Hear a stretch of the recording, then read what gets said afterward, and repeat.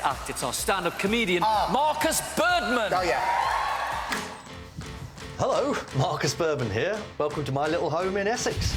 People don't always believe me because I perhaps don't look like a stroke survivor to you, but what you fail to appreciate is I'm actually 23. I love being a dad. My daughter is such an inspiration for so many jokes. Kids are the biggest source of joy you will ever have. Trouble is, they do tend to ruin every other source of joy you ever had. So I hear other parents say stuff like, I'd take a bullet for my child. You know, would you? I'd take a bullet for my child, put it in a gun, and shoot her. As a parent, you learn to be selfless. Cheers, mate. Ever since the audition, people have been so friendly. Mate. Do you want a selfie? Guess not. Next up, semi-final. I'm not nervous at all, right?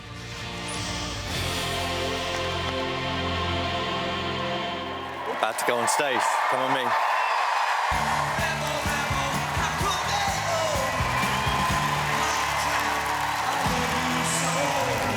Thank you so much. Thank you. Britain's Got Talent. I can't believe I'm here. It's amazing. I mean, I'll be honest with you, I've been doing comedy for a while and I've tried to avoid being on TV and fame, and in that sense, it's been hugely successful, my career. I'm from Essex.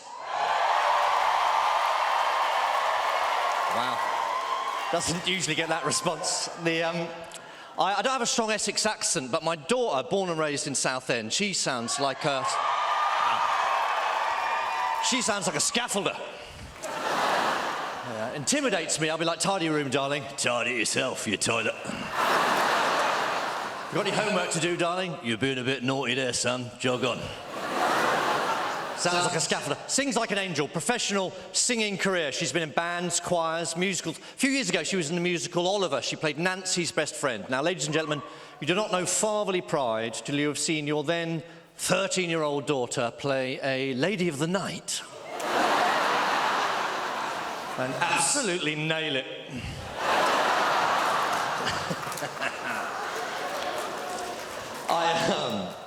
It's good to be here. Any women in tonight?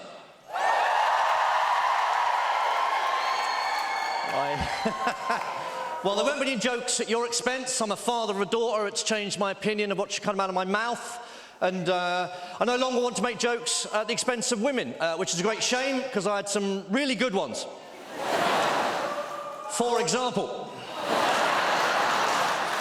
taken a lot of heat for some stuff I've said about my daughter in the past, but for the record, absolutely ace. I absolutely love her to pieces, and she's a good kid, ambitious. When she was about 5 years old, I asked her what she wanted to be when she grew up. You know what she said? Chinese. Mind you, 1 in 5 people are Chinese, so she's got a pretty good chance. Some dreams do come true, I would have said. That's what they say, isn't it? People want to say when you're young, follow your dreams. The trouble is, when you get a bit older, you realise nobody means that. They mean get a job. Dreams are like children. If you follow them too long, people get very suspicious.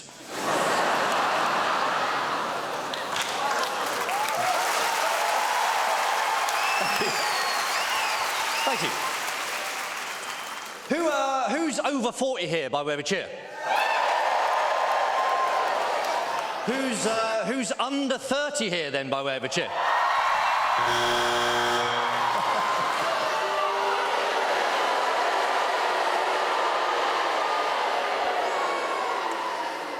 Well, I find you intolerable, you under 30 people. And I'm jealous. A lot of brilliant things about being under 30. Stuff works. Physically. Mentally, you're all over the shop, though. And it's not a bad thing. It's when you're older, you promote what's good about yourself. All the bad stuff, the bigotry, the intolerance, the prejudice, sweep that under the carpet. Not too far, I'll need you again in my 60s. Now, good to be here. Not least of all, because 3 years ago, I had a stroke. Well, thank you, bless you. Bless you, that's very kind of you. I don't know how much you know about stroke. Hopefully nothing. But as I say, 3 years ago I was in a stroke ward surrounded by men who could barely string a sentence together in English, and it's really lovely for Bruno to pretty much recreate that here for me this evening.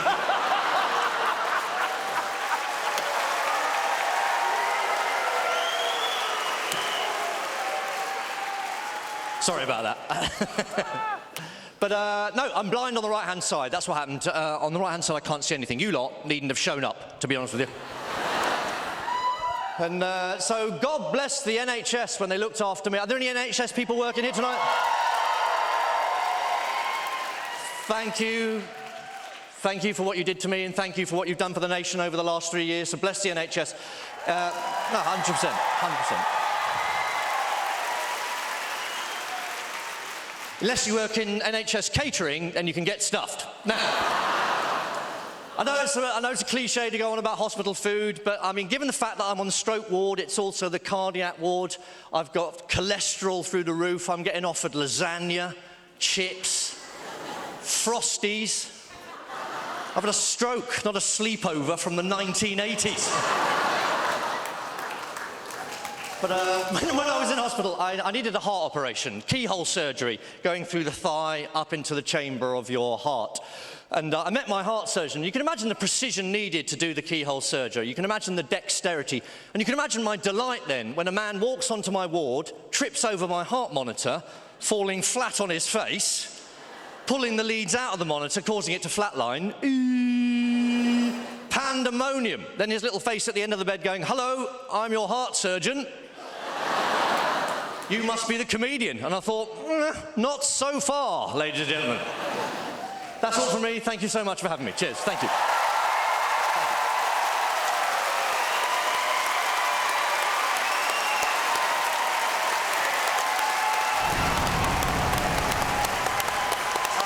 Markus. Thank you. Well done. Thank you. Simon, you buzzed, you naughty little fella. Well, I did, and I'll tell you why. Because...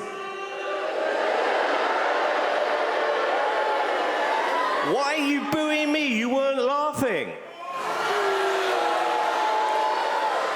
That was the whole point. Look, when we sit here, honestly, I gauge the reaction most of the time from what you hear behind us. Whether you're a singer, dancer, comedian, and if you're a comedian, how loud is the audience laughing? Compared to the comedian we had on last night, not enough. So for that reason, I buzzed you.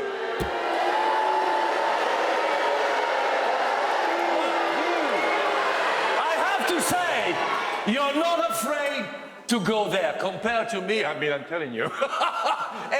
But there's one thing, your observations are really at the edge, and they're very, very funny.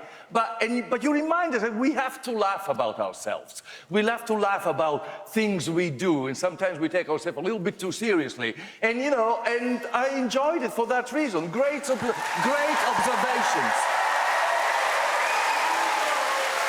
I thought Simon was because you mentioned the under-30s thing. The 30s in the audience. I have to say... I thought you were just jealous. Yeah. What do you mean? Markus, this is... Markus made a great joke about the under-30s. Stand-up comedy is one of the hardest things to do on this stage. And you know what? Sometimes you have a great night, sometimes it doesn't go as well. I enjoyed it. I did feel your nerves, so there were a few uncomfortable moments, but I think overall you did a really good job, and I really like you, and good for you. Absolutely, you are in the home of comedy. This is the Hammersmith Apollo, and I thought you looked really comfortable and a proper comedian, like showman, when you walked out onto that stage. You are a risk taker, but that is absolutely what comedy should be about. Yeah. It should be edgy, it should make us think, it should make us go, oh my God, did he just say that? And I think, you know, for all the snowflakes and all the wokery and everything else that's out there, I applaud you, because this is the way forward, not the other way. Courage. So well done. Thank you, judges. Thank you. Markus, like Amanda said, this is the home of comedy. It's an iconic comedy venue. This. Yeah. And you've never played here before, have you? I haven't. No, it's beautiful to play. Thank you so much. Thank you. So you're a Hammersmith Apollo virgin. How were they? They were very gentle. Thank you very much. Most of them. Well done. Well done. Well, yeah. If you want to see Markus in the final on Sunday, you have to vote for him, but not until we've seen all 8 acts. One more time, let's hear it for the brilliant Markus Birdman, everyone.